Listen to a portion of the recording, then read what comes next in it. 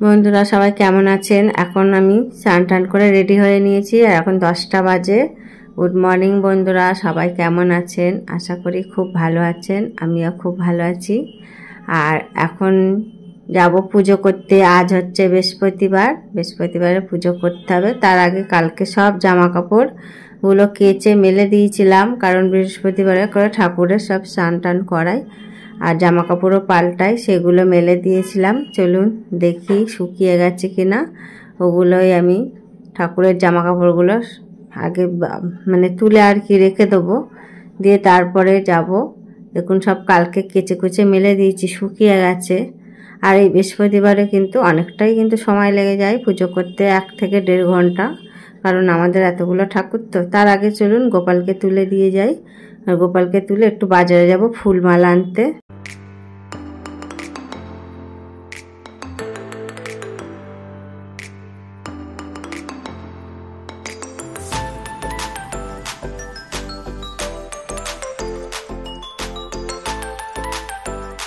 প্রতিবারে পুজোটা সুন্দরভাবে গুছিয়ে না দিলে মনটা যেন ভালো লাগে না, বেশ খুঁতখুত করে যেন মনটা। একটু গুছিয়ে গেছে পুজো দিলে কিন্তু কত সুন্দর লাগে, মনটাও কিন্তু শান্তি হয়। আর দেখুন কি সুন্দর লাগছে আমার মা লক্ষ্মীকে। এইভাবে আমি পুজো টুজো করি। যাই হোক, আমার পুজোটা আপনাদের কেমন লাগলো কমেন্ট করে জানাবেন। চলুন তাহলে আর বক বক না করে এবার দুপুরে রান্না বান্না করা যাক। দুপুরে রান্নাতে দেখি আজকে হবে, প্রথমেই হবে রাতের জন্য পনির, মটরশুঁটি, আলু দিয়ে একটা মানে ক্যাপসিকাম আর হচ্ছে গাজর দিয়ে রাত্রির একটা তরকারি হবে।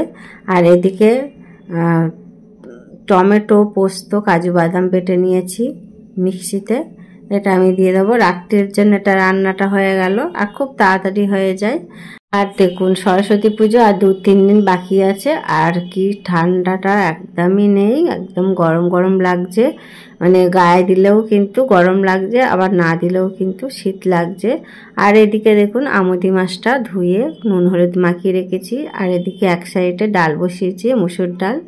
মুসুর ডালে কাঁচা লঙ্কা, টমেটো আর হচ্ছে সর্ষের তেল দিয়ে সিদ্ধ বসিয়ে দিয়েছি। আর এদিকে আমুদি মাছটা ভেজে সর্ষে বাটা, পোস্ত বাটা, কাঁচা লঙ্কা, টমেটো দিয়ে ঝাল করেছি। আর হচ্ছে খুব তাড়াতাড়ি 2 দিকে ঝটপট করে নিয়েছি, কারণ পুজো করতে অনেকটা লেট হয়েছে। পাতলা করে মুসুর ডাল ভাত করেছি, খেয়ে দিয়ে তো নিলাম। আর এদিকে দেখুন সরস্বতী পুজোর কী হেয়ার স্টাইল করবে, হেয়ার স্টাইল সেটাই ও করছে, মানে কেমন লাগবে।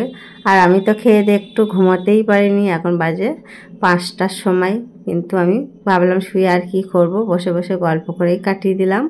আর এখন সন্ধে দেবো, 5:30 বাজে। ঘড়ি কিন্তু থেমে থাকে না, আমরা কিন্তু থেমে থাকি। আর দেখুন কিভাবে বেলা চলে যাচ্ছে ঝটপট। আর দেখতে দেখতে কিন্তু 5:30 বেজে গেল। চলুন সন্ধ্যে দিয়ে নিই। আর এখানেই আমি ভিডিওটা শেষ করছি, এখানেই আমার বকবকটা শেষ করছি। আপনারা খুব ভালো থাকবেন, সুস্থ থাকবেন। দেখা হবে নেক্সট ভিডিওতে। এখনের মতন টাটা।